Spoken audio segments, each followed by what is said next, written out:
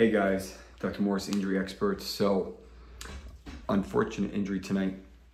We saw that Christian McCaffrey, everyone expected him to play, Monday Night Football. We said, hey, yeah, he's banged up with a calf. They added an Achilles last week, but we didn't get any significant red flags saying that he wasn't going to play tonight. But about an hour and a half before the game kicks off, boom, he's inactive. Now what do we do? If you got lucky and you happen to have Jordan Mason as his backup, then great, you slide him in. But most people probably don't have that, and it was way too late to swap that out. Just a tough situation. But now we hear rumblings from Adam Schefter saying they're not sure he's ready for week 2. Now, this was my concern when I tweeted about him in late July, and then when I tweeted about him early in August, when I said, hey, he's already dealing with a calf. This is the third calf injury that he's dealt with in the past year and a half. Then he didn't practice pretty much the entire month of August, which is appropriate. Then we hear late last week, hey, it's not just a calf, it's actually an Achilles. So now you're talking about 2 different injuries. If you think this is magically gonna go away, you're wrong. This is a significant injury that is going to take a long time to heal. So I don't think he plays in week 2. And even when he does play, look at what Jordan Mason is doing on the field right now.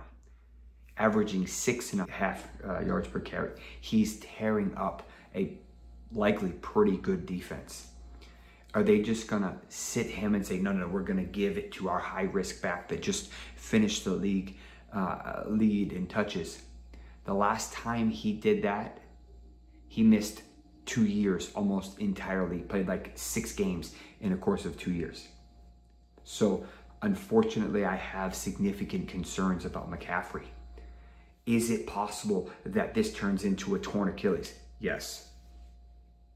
And if that doesn't scare you, I don't know what does.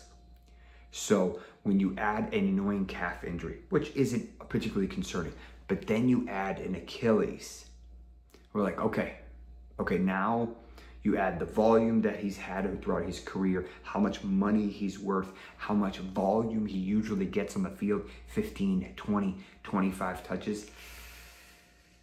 Now you're starting to play with fire a little bit. And this is was my concern with him from the 101.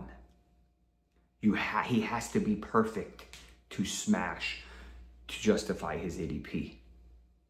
Nonetheless, unfortunate injury.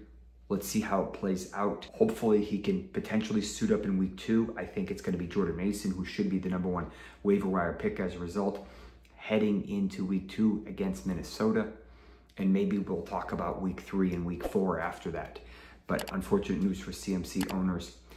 If you like this type of content, do me a favor, smash that thumbs up, subscribe, and check out some of the stuff we have at theinjuryexperts.com.